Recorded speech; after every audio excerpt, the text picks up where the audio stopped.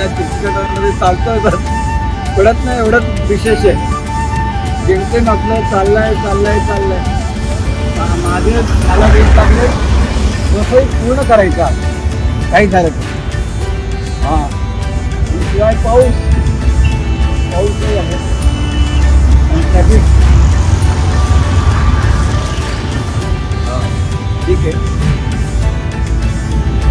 थांबायचं नाही, चालत राहायचं.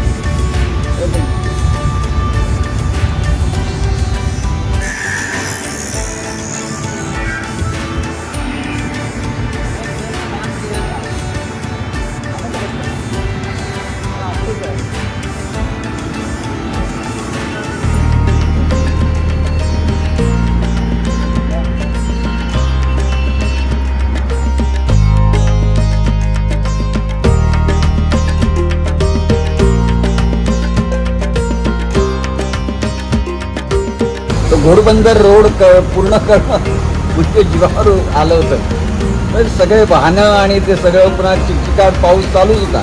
अजून कोट घातला तर गरम होतं. तरी पण चालत आपण पुढे गेलो. पुढे नाश्ता केला एका ठिकाणी. नंतर पुढे पुन्हा चालायला सुरुवात केली. प्रत्येक ठिकाणी पाऊस येत होता, त्यामुळे चालण्याचा व्यत्यय येत होता आणि चालणं फारच कठीण म्हणजे घसरणार का पडणार अशी परिस्थिती होती.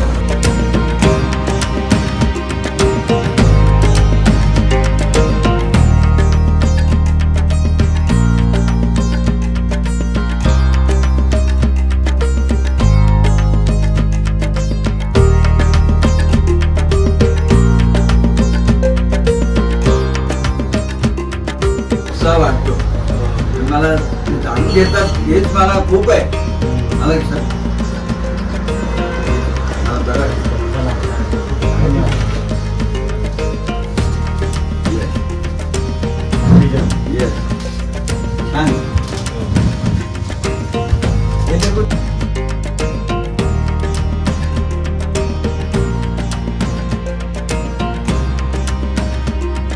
खास करून माझी अर्धांगिनी बिंदा कायम माझी काळजी घेते.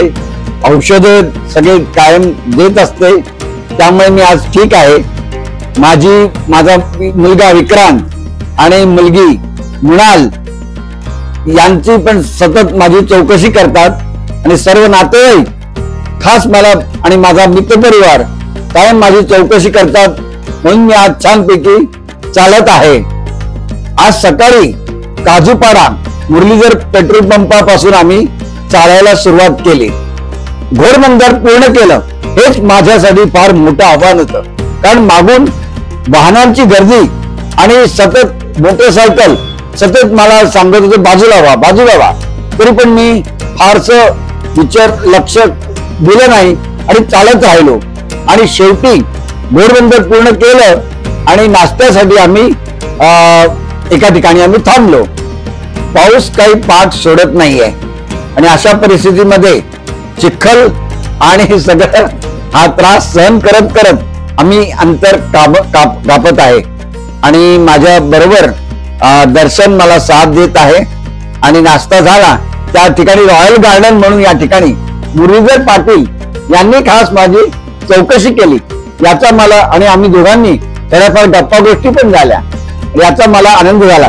कुणीतरी आपली दखल घेतली ना की मला बरं वाटतं दिवसभरामध्ये.